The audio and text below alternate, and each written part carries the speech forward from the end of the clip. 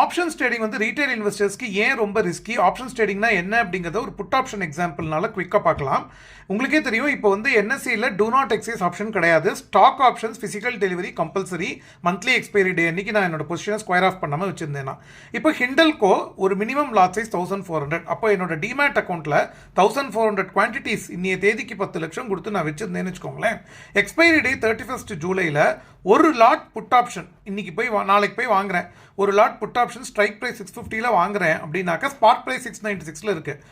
Current market price 650 ஸ்ட்ரைக்கில் வாங்குறேன்னா என்ன அர்த்தம்னாக்கா, இந்த ஹிண்டல்கோ ரொம்ப அடி வாங்கி 650 கீழே போனால் கூட எனக்கு ஒரு இன்சூரன்ஸ் ப்ரொடெக்ஷன் கவரேஜ் இருக்குது.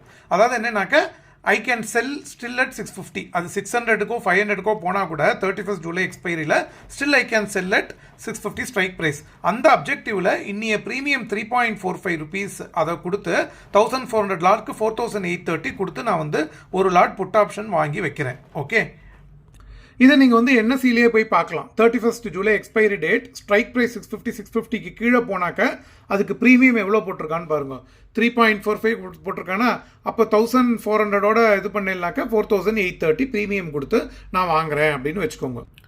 அப்போது 650க்கு கீழே 600 ஹிண்டல்கோ வந்துருத்துனாக்க எனக்கு சந்தோஷம் இருக்கும். என்னென்னா, சந்தோஷம் கிடையாது, என்னன்னாக்கா still I can sell 1400 into 650. என்ன அந்த அமௌண்ட்டில் வந்து எக்ஸைஸ் ஆகிடும் என்னோட ஆப்ஷன் அன்றைக்கி எண்ட் ஆஃப் த டே. அது வரையும் நான் அந்த ப்ரீமியம் போட்டு புட் ஆப்ஷன் வாங்கி வச்சுருக்கேன், ஸ்கொயர் ஆஃப் பண்ணலை அப்படின்னாக்கா 31 ஜூலையில் 600க்கு அது க்ளோஸ் ஆகும் பொழுது என்எஸ்சியில் என்னோட ஆப்ஷன் எக்ஸைஸ் ஆகும். புரோக்கர் வந்து என்னோட 1400 குவான்டிட்டிஸை 650 rupeesக்கு விற்று அமௌண்ட்டை வந்து கிரெடிட் பண்ணிவிடுவான். அப்போ ஸ்பாட்டில் வந்து 600 இருக்கு இல்லையா, அப்போது இந்த டிஃபரன்ஷியல் 50 rupees into 1400 70,000 எனக்கு லாபம். அந்த 70,000ல் 4830 சப்ட்ராக்ட் பண்ணிட்டேன்னா 65,170 எனக்கு லாபம்.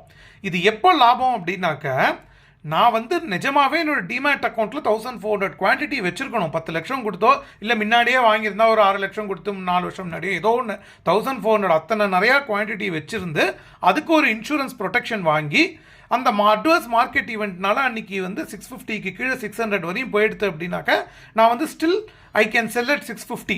அது எனக்கு வந்து ஒரு இது. அதுக்கப்புறம் நான் டிசைட் பண்ணிக்கலாம். அடுத்த நாள் வந்து இப்போ அது 500க்கு வந்துடுதுன்னு வச்சுக்கோங்க, August 1 நான் 500 கூட திருப்பி வாங்கிக்கலாம், என்னமோ நான் பண்ணிக்கலாம். ஆனால் வந்து ஐ கேன் ஸ்டில் என்னோட ரைட்ஸ் வந்து 650க்கு செல் பண்ணுறதுக்கு. ஏன்னாக்கா நான் ஸ்ட்ரைக் ப்ரைஸ் வந்து 650ல் ப்ரீமியம் வாங்கி வச்சுருக்கேன். இதுக்காக ஏற்படுத்தப்பட்டது தான் புட் ஆப்ஷன்.